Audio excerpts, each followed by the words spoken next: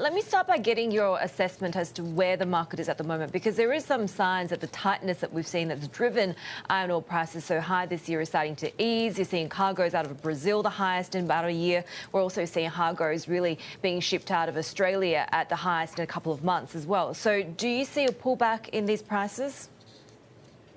Well, I think what we've seen in China is very important. The stimulus package is what's really been driving the market, and demand has been very good for us, particularly in the northeast area.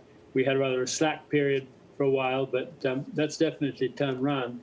I think that we are seeing also a big change in the value of the dollar, and I think commodity prices in general are rising.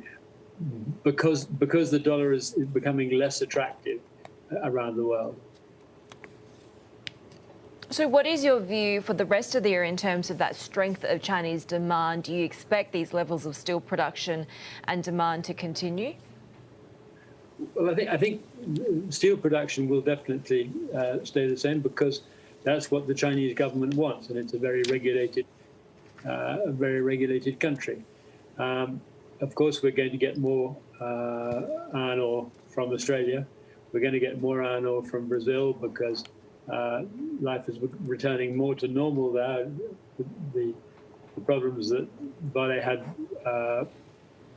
with its tailings dams and things has calmed down. The COVID operations, I think, the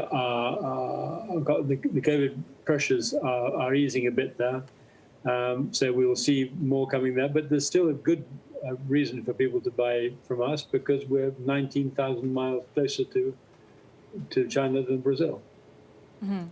And talking about the Chinese government, do you expect any pushback when it comes to iron ore futures having rallied so much? Already we had heard from the Ministry of Industry saying that prices have become disconnected from fundamentals.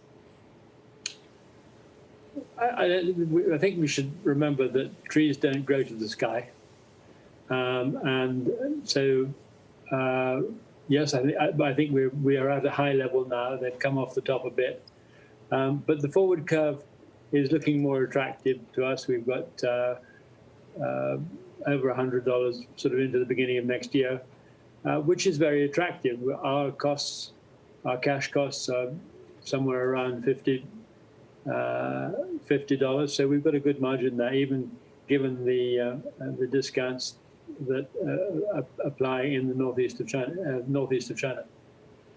So what have you seen in terms of the business impact from COVID-19 on your performance, and what sort of fundamental demand change do you expect post-COVID-19? To be honest with you, COVID has not had a great effect on us. We've been very lucky. We're operating in a very sparsely populated part of the world. And although we have sadly had one fatality, which was somebody who had severe underlying health issues, in general, very few people have actually contracted the disease. We're doing an enormous amount of monitoring of our employees, and we have a very strong treatment basis for the few that have caught it. So it hasn't made a great deal of difference to our production. Peter, we continue to see the relationship between China and Australia continue to be frayed and to deteriorate. So far, that hasn't affected demand or supplies of iron ore. If it does become affected, though, do you have the capacity to be able to benefit from that in terms of taking some of that business, particularly when it comes to the high-grade end of the market?